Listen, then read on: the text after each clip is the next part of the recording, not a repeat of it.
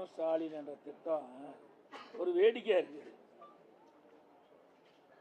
அவளுக்கு விளம்பரம் செய்ய வேணும், மக்களை கவர்ச்சிகரமா இழுக்க வேணும். அடுத்த ஆண்டு நடைபெற்ற சட்டமன்ற தேர்தலுக்கு இப்போ உங்களுடன் ஸ்டாலின் நாடகத்தை அரங்கேற்றிருக்கிறார்.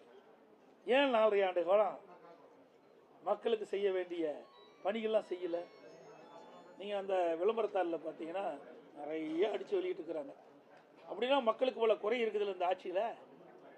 4 ஆண்டு காலம் மக்களை பற்றி சிந்திக்காம அடுத்த ஆண்டு நடைபெற்ற தேர்தலை பற்றி எனக்கு விளம்பரத்தாளில் ஒரு அடித்து என்னென்னதெல்லாம் நாங்கள் செயல்படுத்துவோம், உங்களுக்கு குறை இருந்தால் சொல்லுங்கள், உங்களுடன் ஸ்டாலின் என்ற ஒரு விளம்பரத்தை வீடு வீடாக போய் எடுத்துக்கிட்டு போய் கொடுத்து அதில் தொலைபேசி என்ன குறிக்க சொல்கிறாங்க. அதுதான் முக்கியம்.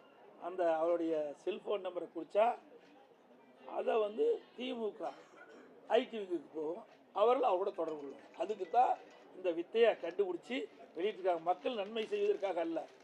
ஏற்கனவே அதிமுக ஆளுங்கட்சியாக இருக்கும்போது திராவிட முன்னேற்ற கழகம் தலைவர் ஸ்டாலின் எதிர்க்கட்சி தலைவராக இருக்கும்போது ஊர் ஊராக போனார்.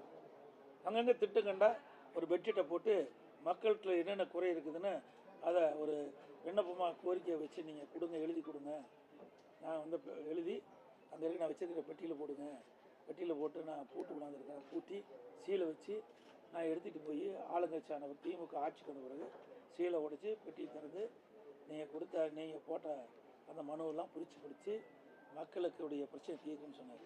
அப்படி தீர்த்தா எதுக்கு இவ்வளோ பிரச்சனை இருக்குது? எல்லாமே ஒரு ஷோ, எல்லாம் மக்களை ஏமாற்றுவதற்காக போடுகின்ற நாடகம்.